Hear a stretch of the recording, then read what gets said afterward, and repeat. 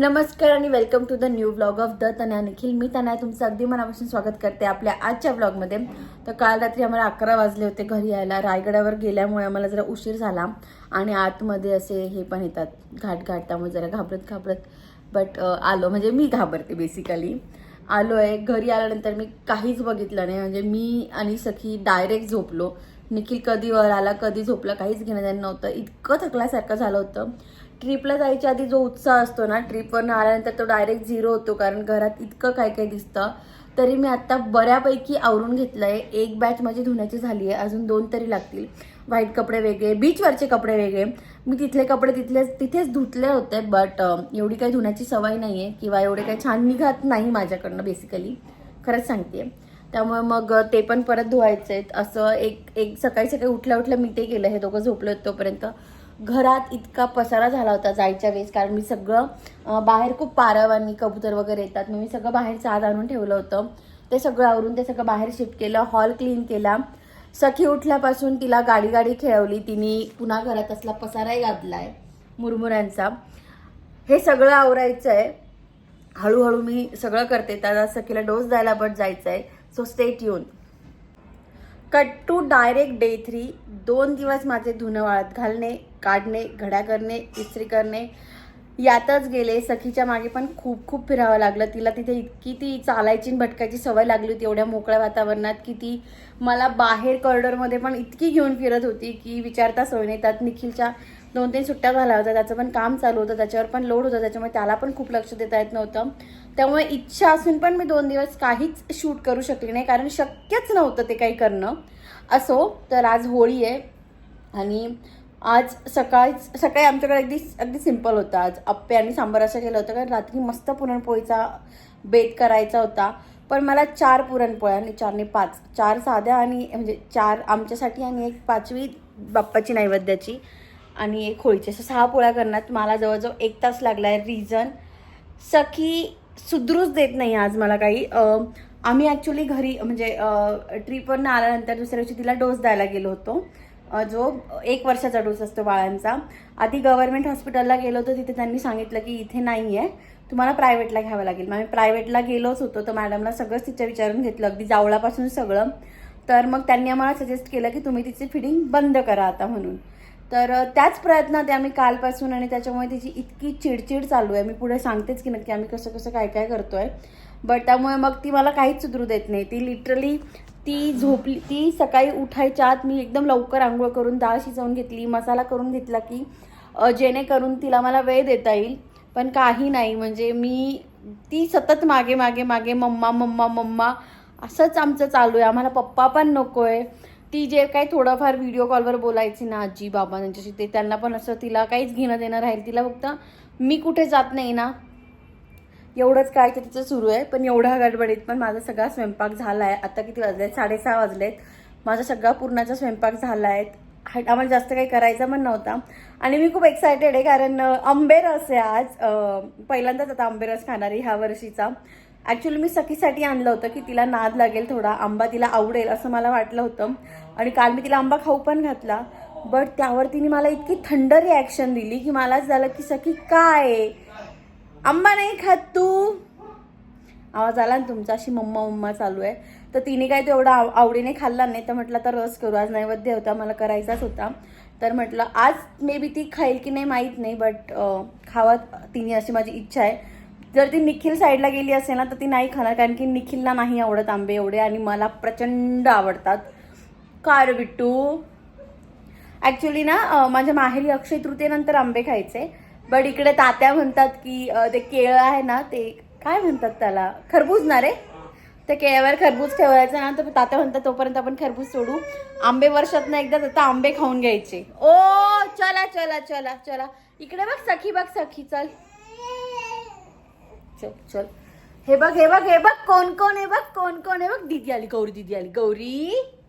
हे गौरी बघ, गौरी नाही, आम्हाला नाही खेळायचं. तर माझा नैवेद्य झालाय. इथे मी आंबेरस केलाय. सार म्हणता याला आमच्याकडे, बऱ्याच ठिकाणी आमटी म्हणता. भजी, कुरडई, भात आणि पुरणपोळी. पुरणपोळी मी तशी पुरणपोळी मी लिटरली 1.5-2 वर्षांनी करते. प्रेग्नन्सी नंतर कधी वेळच नाही आली. सगळे सण माहेरी किंवा सासरी होत होते, मग त्यांच्याच हातच्या छान छान पुरणपोळ्या खात होती. आज खूप दिवसांनी केली आणि जमली मला छान, त्यातच आनंद आहे.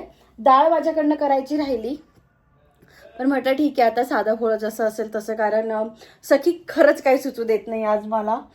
खालची पण मी पूर्ण तयारी करून ठेवली आहे. आज आम्ही सखीला एक चक्कर मारून आणतो. आधी मी देवपूजा करते, एक चक्कर मारून आणतो आणि मग खाली पूजेला जातो. तिला असं गोड गोड तयार केलंय. हा पण ड्रेस आमच्या दीदी मावशीने शिवलाय घरच्या घरी. ऍक्च्युली हा ट्रायल ड्रेस होता, बट तिला गोड दिसतोय मग मी घेऊन आली होती. आय्या भूर जायचंय म्हणून, नाही तर घरी किती रडते निखिली. घरी आम्हाला ते काहीच सुधरू देत नाहीये. कोण आहे? सखी का? आणि निखिल कुठे आहे? निखिल सखी निखिल कुठे आहे? दादा आहे बाई, दादातच पडलंय आम्हाला. दादा आहे शेजारी. तर निखिल कुठे? कोण आली? दीदी आली बघ. आम्ही जेव्हा गार्डनमध्ये खाली गेलो तेव्हा जस्ट तयारी झालेली होती, बट अजून होळीचा कार्यक्रम काही सुरू झालेला नव्हता. म्हटलं तोपर्यंत सखीला खेळूयात. सखीला सीसॉ आणि तिथल्या राईड्स खूप आवडतात. ती असंही खाली गेली की तिकडे बळजबरी बोर्ड दाखवून म्हणते की चला तिकडे घेऊन चला. मग तिला तिकडे खेळवलं, कारण आज तिला खाली आणलेलंही नव्हतं. नंतर मस्त पूजा वगैरे झाली, होलिका दहन झालं. मी आधीच पूजा करून घेतलेली होती. त्याच्यानंतर पाणी वगैरे फेरलं. नंतर निखिल आणि सखीला पूजेला पाठवलं. जेव्हा असे महाराष्ट्रीयन सण एवढ्या उच्च स्तरावर साजरे केले जातात ना, एकदम मस्त वाटतं. सगळ्यांनी खूप एन्जॉय केला खाली आमच्या इथे. तर छान होळीचं सेलिब्रेशन झालं आहे ना. मी वरती आलो आहे. वी आर ग्लॅड की सोसायटीत असे सगळे कार्यक्रम होतात, त्याच्यामुळे ह्या लहान मुलांना आत्तापासूनच कळत चाललं आहे आपल्या कालची होळी वेगळी होती. तुझ्याकडे काय अनुभव होते होळीचे? माझं म्हणजे असं तसं काही नाही. आम्ही घरी पण घरासमोर पण करायचो. आमची मंडळाची पण असायची, इव्हन दातलीला पण असायची. आम्ही गावाकडे जी करायचो ना, जेव्हा मी वडाईला होती तेव्हा मला आठवत आहे, असे ते रुपये घेऊन जायचे, असं ते खोचायचो बाहेर, त्याच्यावर काहीतरी खून करून यायचो परत आजूबाजूला की उद्या परत आपल्याला भेटले पाहिजे म्हणून. आणि मजा यायची. आणि ॲक्च्युली आमच्याकडे धुळवड खेळतात. आमच्याकडे इकडे कसं धुलीवंदनच्या दिवशी कलर्स खेळतात, नाशिक साईडला धुळवड खेळतात. उद्या म्हणजे धूळ वगैरे खेळतात, वीर नाचवतात. तर उद्या रंगपंचमी अशी काही नसते, म्हणजे उद्या कलर्स नाही खेळत, रंगपंचमीच्या दिवशीच रंग खेळले जातात तिकडे. तर अशीच काही ती सोय. हा सगळा विषय बाजूला ठेवूयात. जसं की मी आधीच्या क्लिपमध्ये तुम्हाला सांगत होती की आम्ही सखीची फिडिंग बंद केली आजपासून, म्हणजे मी तिची फिडिंग बंद केली आजपासून. तर रिझन असं होतं की मी तिला डोस द्यायला घेऊन गेली होती आणि तिथे तिला पूर्ण चेक केल्यानंतर किंवा ती कशी आजकाल वागते, काय करते, हे सगळं मी मॅमला एक्सप्लेन केलं. त्यावर त्या मला असं बोलल्या की तिची फिडिंग बंद कर आता, तिला सगळं वरचं खाऊ दे जे खाते ती. आय वॉज लाईक की ती खाते, का चांगल्या क्वांटिटीत पण खाते, बट स्टील तिला आठवण येते. आणि मग ती निम्मं झालं की ती जर दिवसातनं 5 वेळेस खात असेल तर ती 10 वेळेस माझ्याकडे प्यायला मागते. का तर तिला तो चाळा लागला असेल किंवा काय असेल माहीत नाही. मी त्यांना एक्सप्लेन केलं तर त्यांचं असं म्हणणं आहे, ती जर बाहेरचं खाते तर तुला हे बंद करावं लागेल, कारण तिला जर हे कळत कळत गेलं तर हे चुकीचं होईल. मी म्हटलं मॅम कसं बंद करू, आम्ही दोघंच राहतो, म्हणजे ती रडली तर सांभाळायला तरी कोणीतरी हवं. निखिलचं ऑफिस असतं. मॅम इज लाईक की 2 जण इनफ आहात तुम्ही, तुम्हाला कसे काही हे नाही आहे, तुमचं बाळ तुमची जबाबदारी आहे. फक्त तिला जेव्हा झोप येईल तेव्हा तिच्या समोर नाही यायचं, असं त्यांनी सांगितलं मला बऱ्याच गोष्टी. आणि मी पण असा काळजावर दगड ठेवून डिसिजन घेतला. त्यांनी मला एक मेडिसिन दिली होती, म्हणजे एक औषध दिलं होतं की ते यूज कर, आणि मी ते यूज केलं. आज दिवसभरात सकाळी तिला थोडा त्रास झाला, तिची चिडचिड झाली, ती 1-2दा रडली, मी 3-4 वेळेस रडली कारण मला ते सहनच होत नव्हते. कारण तिला एकदा सकाळी ती वाईट चव लागल्यानंतर ती माझ्याकडे आलीच नाही. दुपारी 2-2:30 वाजता ती आली आणि ती मम्मा मम्मा मम्मा, मला तिची मम्मा कळाली की तिला काय हवं आहे. तर मलाच तसं इमोशनल झालं की मला तिला ते देता येत नाही आहे. बट मॅमने मला हे पण समजावून सांगितलं होतं की आत्ता इमोशनल होऊ नका, कारण जर तुम्ही आत्ता इमोशनल झाले तर तिला ती सवय लागून राहील आणि अवघड जाईल.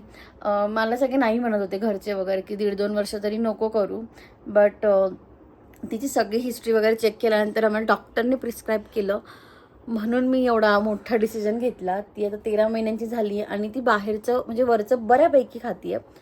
तर म्हटलं ठीक आहे, तिला आता वरचं दूध पण मला हळूहळू सुरू करायचं आहे. तर आजचा दिवस तर गेला आहे, रात्र पूर्ण वैरायची असं मला वाटतं आहे. पण ती शांत झोपली आहे. क्यू मला खूप येत होती अशी दिवसभर, मी तुम्हाला सांगू शकत नाही. मला असं होत होतं की यार मी खूप मोठा काहीतरी गुन्हा करते का, मी का असं करते आहे. बट नंतर मला माझी फ्रेंड पण बोलली की तू असं गिल्टी नको फील करून घेऊ, कारण जर तिला एकदा कळलं की चव बदलते पण, किंवा एकदा चिची लागल्यानंतर परत छान पण लागतं, तर तिला ते कळेल. कारण की लहान मुलं खूप हुशार असतात, त्यांच्या डोक्यात खूप लवकर गोष्टी फिट होतात. जसं की तिने आज एकदा चव घेतल्यानंतर परत ती माझ्याकडे आलीच नाही. आणि मला हे मेडिसिनचं वगैरे काही ट्राय करायचं नव्हतं. मला त्यांनी दिली होती तरी पण म्हटलं होतं, मला आमच्या शेजारची ताई म्हणे की तू कोरफड लावून ट्राय कर. तर मी ती कोरफड फक्त घरात आणली आणि मी त्याचा प्रयोग करायच्या आतच मी ती धुवून ठेवली होती साईडला. मी त्याचा प्रयोग करायच्या तर सगळी ती तोंडात घातली आणि तिला ते काहीच वाटलं नाही. ती कशी खात होती का रे निखिल. तर मलाच झालं की यार हट, यांचा काही फरक नसतो पडत तिला. म्हणून मग मी तो ट्राय केला. तिला काही उलटी वगैरे असं काही झालेलं नाही आहे. बट तिने समजून घेतलं आहे. हुशार आहे बाळ माझं. तर आजचा पहिला दिवस गेला आहे. पुढचे 2-3 दिवस अजून असंच ट्राय करावं लागणार आहे. बघूयात मग कसं कसं काय काय होतं आहे. आणि तुमच्याकडे जर काही सोल्युशन असेल ना याच्यावर, तर डू कमेंट की तुम्ही काय ट्राय केलं होतं ज्याच्याने फरक पडला. अदर दॅन दॅट आम्ही अजून एक प्रश्न विचारला होता की आम्हाला तिचं जावळ करावंच लागेल का, कारण आम्ही तिचे ते बेसिक 3 केस जे असतात ना, 3 बटाट्या काढल्या आहेत. तर आम्ही त्यांना विचारलं ग्रोथमध्ये वगैरे चेंज होतो का, तर त्यांचं असं म्हणणं होतं की नाही होत का रे. बट त्या बोलल्या की मी पण माझ्या मुलीचं नाही केलं आहे, बट जर तुमचा विश्वास असेल, तुम्हाला घरचे सांगत असतील किंवा देवाचं काही असेल तर ते तुमची मर्जी. म्हटलं नाही आमचं तसं काही नाही आहे, बट एकदा सांगा की कापू की नको कापू, कारण आमची इच्छा नाही होते त्याची केस कापायची, कारण ऑलरेडी त्याची ग्रोथ म्हणजे त्याची दाट केस आहे आणि मस्त सिल्की केस आहेत, तर परत तसे येता नाही आहेत. तर मॅम बोलला की तसं काही फरक पडत नाही, जसे आत्ताचे केस आहेत तसेच येतात. ते मी ते की पहिल्याच कटिंगमध्ये जाड केस आहे तर त्याला बऱ्याच वेळेस कसं करावं लागतं. तर बघा म्हणे तुम्ही तिचे कट केले तरी असेच येतील परत. तर तो डिसिजन आमचा काही अजून होईना. त्याच्यावर आमचं एकमत होईना. मी हो म्हणते, निखिल नाही म्हणतोय. पण बघूयात. बट तुमचं पण काय अनुभव असतील तर मला सांगा कमेंटमध्ये की कारण की मी पण माझ्या फ्रेंडचं एक बाळ बघितलं होतं, तिचे सेम सारखे केस होते.